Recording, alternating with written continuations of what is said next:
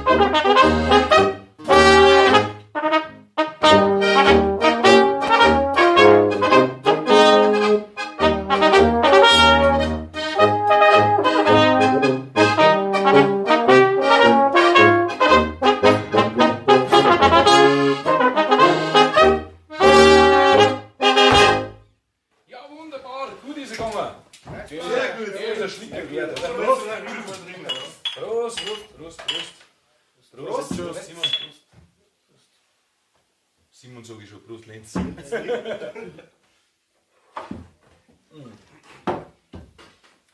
Jetzt müssen wir das namenstechnisch nochmal erklären. Spadi-Fankerl-Musi, was ist das, was bedeutet das, wo kommt das her? Weil hat es auf das gekommen, ich weiß nicht, wie ich antworten mag.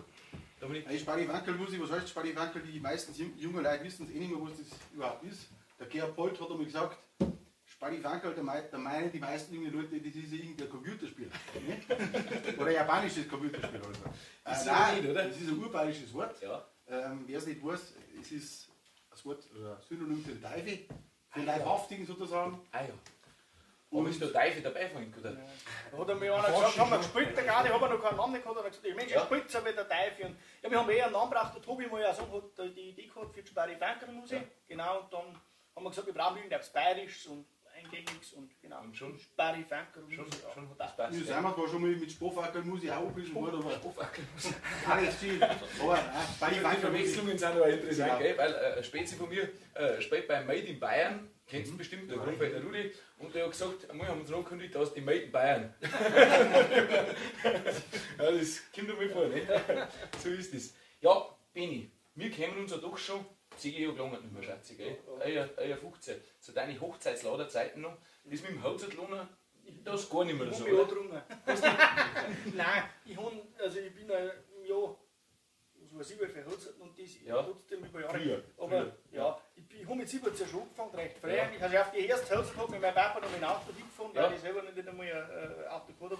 Und das ist noch recht eingeschlagen. Ich habe da auch recht eine schöne, für mich selber ein recht schönes Standbein aufgebaut und habe auch sehr viele andere Anfragen gehabt mit meiner humoristischen und Stanzelsingerei. Da haben sie einfach dann auch viele Firmen feiern, weitere Vereinsfestlichkeiten, alles Mögliche, wo ich bestellt worden bin. Und irgendetwas habe ich dann einmal gesagt, wo ich mal weg war. Einfach Kinder kommen daheim. Ja. Und ich bin jetzt auch nicht der, der Woche für Woche im Grundleichter hängen muss. Also ich gefällt es auch daheim wieder echt gut. Und habe dann einmal irgendwann gesagt, ich will mir etwas weglassen. Und ich habe das gesagt, meine Frau nicht. Geht das Telefon über, gell? Ja, das lassen wir leiden, oder? Von beim Wert und vergeblich. Nein. Und hab dann die Hochzeit einfach mal weg. Ich tue es nur noch für gute Freunde vom Dorfvetter, wenn heiratet oder was. Da war ich sowieso wahrscheinlich auf die Hochzeit eingeladen, aber da ist eine sehr wichtige Sache für mich, weil da hat man natürlich schon auch viel gelernt bei der Sache. Viele Musikanten kennengelernt. Ja klar. Haben wir schon bis auf Mingraffi gekommen, weißt du, das mein Skiwas. Ja, und jetzt mache ich weiterhin meine Sache, aber halt nicht mehr den ganzen Tag auf einer Hochzeit, sondern bin halt meistens so als Komödiant, Humorist, als eingespannt, meistens halt kürzere Auftritte. Ja, das ist natürlich von der Zeit her, weil eine Hochzeit, brauchen wir nicht reden, geht im Mittag los, Vormittag schon teilweise, je nachdem, und dann bis weit nach Mitternacht erst daheim, das frisst natürlich schon Zeit, ist so schon die Mai schon gelangt. Ein anderer Schwesel von mir hat mir gesagt, ich mag nicht heiraten, das ist aber ein ganzer Samstag. Ja, jetzt, du bist da Stanzelsingermäßig nur aktiv, haben wir gerade gehört, Geibungfest zum Beispiel oder andere Veranstaltungen, humoristische Veranstaltungen. Kann man eng dann auch so quasi im Kombipaket buchen? Ist das wirklich, also wenn ein Veranstalter dabei ist, der sagt, hey, zum einen taugt man die Musik, zum anderen der Beni als Stanzelsänger dann und Humorist, gang das? Oder hat es das schon öfter gehabt? Ja, schon öfter gehabt sogar. Also dieses, viele Firmen möchten zum Beispiel halt ein bisschen Abwechslung in ihrem Programm am Abend haben. Dann haben wir schon öfter Firmenabende gespielt oder Nachmittage, wo dann eben im Wechsel mit dem Beni als Stanzelsänger auftreten. Das Praktische ist, wir kennen alle seine Melodien, die er singt. Brauchen wir uns nicht da jetzt auf irgendwas einstellen, sondern er weiß, was wir dann und wir glauben zumindest zu wissen, was er tut. Weil das ist oft so, mit Stanzelsänger und Musik zusammen, meistens harmoniert es und meistens funktioniert es, aber wenn man wieder eine Musik zusammenkommt, wirst du bestimmt auch schon mal mitgemacht haben, wo das nicht so gewöhnt haben und nicht so kennen oder nicht. Genau, kann nicht jeder, kennt nicht jeder. Und da läuft halt das dann einfach. Genau. Sie schimpfen zwar, weil sie auch so lange nachgespielt meistens. Musikanten, die sind noch ein Job. Ja, genau, aber auf alle Fälle. das ist halt so und das kommt bei den Leuten gut an. Auch bei den jungen Leuten, also Stanzelsinger ist auf jeden Fall nicht verstaubt. Das ist wirklich so. Ich kann nicht sagen, dass man ausschließlich für ältere Leute in Anführungszeichen da irgendwer auftritt, sondern das ist die verschiedensten Sachen und das kommt gut an und das ist aber nur eine Art von ehrlicher Unterhaltung, glaube ich zumindest. Und da ist schön, dass da die Nachfrage so da ist. Ja. Da glaube ich, spreche ich im Namen von meinen ganzen Stanzelsänger-Kollegen ein. Also da braucht man das nicht einsehen, nicht und begrüßen, aber die wissen schon was. So wirklich, also wir halten da ganz gut zusammen und gefragt haben wir, wenn uns da alle bei uns anrufen. Ja, genau so ist es. Ja, jetzt die Leute haben so neugierig. Was treibt sich so noch ein wenig so musikalisch? Haben wir von dir jetzt schon. Du, glaube ich, bist noch Partybandmäßig unterwegs, gell? Ja, unterwegs, genau. Erzähl mal ein wenig. Bei der Band Horse. Wer ist nicht Horse? Wer ist nicht Horse? Ein ganz berühmtes Stickel hat es da gehabt, gell? Oder die Band ist nicht so bekannt, aber es gibt ein berühmt, also das Lied ist bekannter als die Band dabei. Wir haben ein Fassel für Bier dabei. Ja. Das ist ja nach wie vor in die Bierzeit bei uns auch im Party-Medley ist das drin einfach. Ja, da das geht dazu. Ja. Genau, und ja, da spielen wir halt unsere Bierzeiter, auch Hochzeiten, je nachdem was anfällt. Genau, und dann Oktoberfest bin ich auch mit der Oktoberfest, glaube ich, Matthias auch. Genau. Da bist du auch viel unterwegs, gell? Ja. Und du, Lenz, musikalisch ist das die einzige Station bei dir, oder? Nein, nicht. Ich habe auch mehrere Stationen. Ich spiele einmal von der Schickeria mit. Schickeria. Das ist Hochzeitsband. Tanzmusiker. Hochzeiten, Tanzmusik, nicht, sind wir zu vierter. Da spielst du aber nicht Tuba, oder? Nein, der E-Boss spielt. E-Boss, ja, passt gut zusammen. Und so relativ viel aushelfen. Tuba ist immer gefragt, gibt's nicht viel. Wenn wir gesagt haben, einen guten Tubist. Das ist oft, dass jemand durchruft. Ja, alle Veranstaltungen von der Leicht bis zu der Vorderweile. Alles dabei. Ja. Genau. Ja, gut. Bist auch gut im Geschirr. Ja. Und bei dir, Simon, ist Spalifankerl die einzige Station, oder? Nein, ich habe angefangen, ich glaube ganz traditionell in einer Stadtkapelle in Roding. Ich bin dann über Umwege mit Beni mal zusammengekommen, dann ist das mit der Spalifankerl-Musik entstanden. Bin noch mit befreundeten Kollegen von mir, mit Waldminger, von Waldminger unterwegs, volles Blech. Spielen wir aber nicht so viel, weil die haben auch alle überall eingespannt und da dann einen Termin zu finden, wo dann alle Zeit haben. Ja, das kenne ich. Wir haben relativ eingespielt in der Truppe und durch das waren wir da eigentlich nicht mit Aushilfen. Und deswegen geht da nicht so oft was zusammen jetzt mal. Und so, weil der Lenz auch irgendwann bist da drin, da rutscht bei, das ist wahrscheinlich wäre so eine Art, also die schiefe Bahn, wenn man da gerät. Absolut, so eine noch nicht gehört, die schiefe Bahn. Da bist du in einer Karteikarten drin und nach dem Rufen die mal Leitstelefon. Genau, das soll und der braucht man noch. Jeden Mittwochnachmittag, wenn er leicht ist, oder?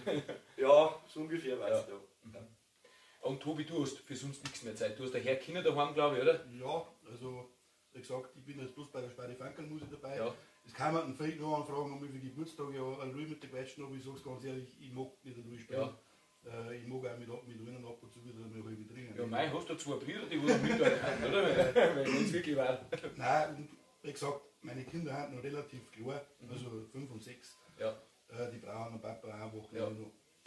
Ich habe einmal vor, das ist eigentlich schon ein Traum von mir, oder wollte mir einmal ein, irgendwann, dass ich Akkordeonunterricht gebe. Das möchte ich einmal noch machen, weil ich glaube, Kinder-Apps ein Musikinstrument beibringen, das ist, glaube ich, schon etwas, wo ich sage, sowas, da kann man mir vorstellen. Ja. Ah ja. Aber da ist jetzt noch nichts in Planung irgendwie. Ja, ist noch nichts in Planung. Lass zuerst einmal deine Kinder groß werden und dann... Ja. Jetzt das erste mit deinen Kindern. Genau, jetzt schaust du mal, ob sie hat. Hey, jetzt kann man noch mehr anspielen. Unbedingt. Jetzt haben wir Boris Stotzmann. Burischen. Am Borischen. Ist der jetzt daheim wie im Wohnzimmer drin? Unbedingt. Jetzt wird gewechselt. Hin zur Mutti und mit Hans beten, dann machen wir dann den Burisch tanzen. Andere Besetzung. Ja. Da hat jetzt der Extra Meier, arrangiert, damit der Alex praktisch da als Gitarrist. dass du nicht Ja, überflüssig bist. genau. Weil die ersten hätten wir mehr austauschen können. Da hätte ich jetzt ein bisschen gehen können. Nein, will ich nicht. Nein, Schmarrn. Das ja, Burisch tanzen wir. Erst haben wir wieder, oder? Zuerst einmal. 1, 2, 3.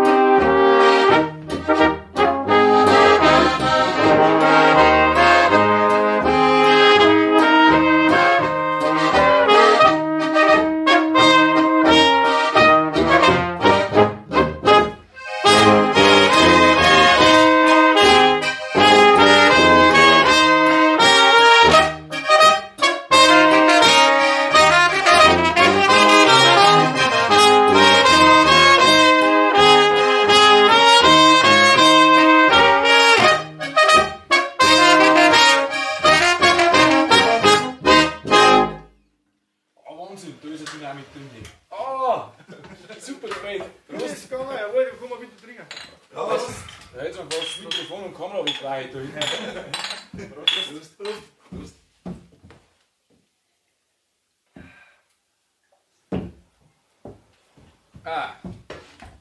Ja, das Video neigt sich dem Ende zu, ein wenig als ein Ausblick für das laufende Jahr 2023 hätte ich schon noch gern. Hat schon was in Planung, ist schon was geboten, terminmäßig, bin ich. Also ein wichtiger Termin ist, das ist unsere eigene Veranstaltung. Wir will unbedingt weiter sagen, am 18. März halten wir selber, die Spadi Fankelmusik, ein Starkbierfest beim Brei Max im Birnbrunn, Gasthaus Kimberger, einfach weil wir gesagt haben, vor ein paar Jahren, das riecht man einfach selber an, dass sie was rührt, dürfen gern gleich kommen, gemütliche Unterhaltung, unser Muse, ob's Essen, ob's Trinken, ganz zwanglos, ohne Eintritt, nur Spenden sind erwünscht. Genau. Das ist ja super. Das tue ich in die Beschreibung unter auch noch mit ein. Das schreibe ich noch mit ein, weil das ist wirklich eine ganz tolle Sache. Genau. Und ansonsten, wie gesagt, unser ganz normaler Jahreskreis und viele wiederkehrende Veranstaltungen. Meistens sagt der Wirt gleich für nächstes Jahr wieder, Geibundfest sind wir wieder draußen beim Wirt in Denkzell, das ist auch jetzt so ein schöner Biergarten. Haben wir ja, die Grillabende, glaube ich, oder? Genau, hast du so einen Grillabend in der Nacht? Weiter möchte ich schon lange mit. Vatertag haben wir auch draußen. Vatertag hat es auch. Ganz wichtig. Da glaube ich, schaue ich mal vorbei. In Trebersdorf sind wir noch einen Tag nach dem Vatertag. Wo ich auch Werbung mache, ist unser eigener Ort. Die Wildschützen haben ihre 40-jähriges Jubiläum auch in einem kleinen Rahmen, da wo wir, glaube ich, gut dazu passen. Und weitere Geschichten natürlich auch für private Sachen, die werden wir jetzt da, glaube ich. Klar, aber ist schon der Terminkalender gut gefüllt, oder? So, zum Abschluss hätte ich noch traditionell jetzt ein paar Entweder-Oder-Fragen dabei an ihn. Ich gehe jetzt rundum, jeder kriegt eine Frage, kurz antworten, entweder oder, vielleicht ein bisschen begründen und dann schauen wir mal, vielleicht ergibt es noch der ein oder andere Schmerz. Was wirst du als Frage? Jetzt schauen wir mal. Lenz, fangen wir bei dir an. Büro oder Baustelle? Baustelle. Ja. Bist du ein Handwerker? Ja, ich bin ein Handwerker, ist zwar Dienstleistungshandwerk, ich bin ein Kaminkehrer. Ein Raufankehrer? Genau, ich bin da auch unterwegs. Da haben wir Klick. Und ja. Man kann ganz ehrlich sagen, ich brauche das einfach, dass ich einfach unterwegs bin. Ja. Ich kann jetzt nicht den ganzen Tag in der Büro sitzen. Ja. Das dauert einfach nicht. Ja, schön. Ja, gut. Nur draußen sein. Ja. Ich bin ja der Büromensch, muss ich sagen. Ich bin nicht der Handwerker, aber gut, dass es verschiedene Leute gibt, gell? Ja, schon. Ja, Benni. Ordnung oder Chaos? Das kommt jetzt drauf an. Nein, da gibt es jetzt entweder oder. Da kommt drauf an, gibt es nicht bei mir. Ich glaube, ich selber, weil ich mich selber einschätze, ich bin schon eher der organisierte Typ. Ja. Von dem her glaube ich eher Ordnung. Ordnung. Okay. Daheim ist eher Chaos. Ich glaube, der Kommod oder was schnell mit meinem Quader jetzt bin. Also meine Frau hat wahrscheinlich sagen, eher Chaos. Eher ich Chaos. für mich, weil ich gestrickt bin von mir, weil ich mich selber organisiere, ist ja doch viel dahinter und Termine und so weiter, da ich sagen, eher Ordnung. Eher Ordnung. Von dem her. Ja, Genau. lassen wir es so stehen. Simon, Kaffee oder Tee? Kaffee. Brauchst du bei Kaffee über den Tag über? Brauche ich nicht, aber was braucht man schon? Das ist ein Bier. Ab und zu ein Bierchen, gell, Ab und zu mal ein halbes Bier. aber eher der Kaffee. Eher Kaffee, ein wenig Suppe braucht man auch. Tobi, Frühaufsteher oder Langschläfer? Langschläfer. Ja, ganz klar. Ganz klar. Aber musst nicht Arbeit frei aufstehen, Ich oder? habe Gleitzeit, Gott sei Dank, weil Ja. sonst da die alle da verschlafen. Also bist du einer, der gerne mal liegen bleibt, oder? Ja, also ich bin jetzt keiner, der bis um 10 Uhr im Bett knackt, aber Ja. mir taugt das schon, wenn ich mal bis um 8, halb 8, 7, halb 8 in deinem komme. Ja, schön. Bin ich ehrlich. Ja, bin ich auch so. Dominik, Vorradl, also richtiges Vorradl oder E-Bike? Vorrat. Vorradl. Weil ich ein Vorrat habe und kein E-Bike. Hast du meinst, oder? Kein E-Bike? Nein, E-Bike habe ich nicht. Also, Aber darfst du gerne Vorradl fahren? jetzt wird es nicht. Oder wenn es irgendwo eine Veranstaltung gibt, wo ich sage, da kann Weil ich im da Auto kann man 3 oder 4 Hügel bringen, gell? Ja. Wenn man Also, Vorradl unterwegs ich ist. wohne normalerweise in Straubing und der Geil Ja. wohnt natürlich eben, sprich, da braucht man sich nicht so springen. Deswegen brauche ich kein E-Bike, weil ich da ein Blödsinn Der Brauhaus, der fast so, kennst du die City-Roller da, wo mit die elektrischen Genau. da, Stimmt. den Brauhaus. Da brauche ich fast. Weißt du schon? Schauen wir. Vielleicht schaffen wir sowieso. Super. Ja, eine schöne Runde haben wir gehabt heute. Herzlichen Dank nochmal Uns an hat's gefallen, Henk Mohner. Wenn euch das da draußen gefällt, dann darf's unbedingt vorbeischauen am Internetauftritt von der Sparifankerl Musi. In Facebook seid drin, Instagram hat's auch drin. Und schaut vorbei. Ab heute auf YouTube, wegen dir. Natürlich, wegen mir auch auf YouTube. Dann darfst es unbedingt besuchen und darfst es liken und darfst das Ganze teilen. Auch wenn euch meine Videos gefallen, darfst unbedingt auf Gefällt mir drücken, abonnieren, teilen, die große weite Welt aussehen und dann nimmt das Ganze seinen Lauf. Wir möchten noch alle grüßen, alle unsere Musikantenkollegen, die wir bisher schon teilgenommen haben und hoffentlich werden so viel. Und auch Respekt vor dir, von deiner Idee. Das ist eine ganz schöne Sache, dass du das magst, dass jede Gruppe da einmal sich öffentlich präsentieren darf. Auch daher Respekt. Super, danke. Ja, jetzt kann ich nicht mehr sagen, jetzt bin ich laut, jetzt hören wir dann. Nein, ist wirklich eine schöne Sache. Danke an Enk, habe ich schon gesagt. Dann sage ich nur noch, liebe Leute da draußen, bleibt gesund, macht es gut und bis bald Im Wald. Vielen Dank, Servus. Servus. Prost.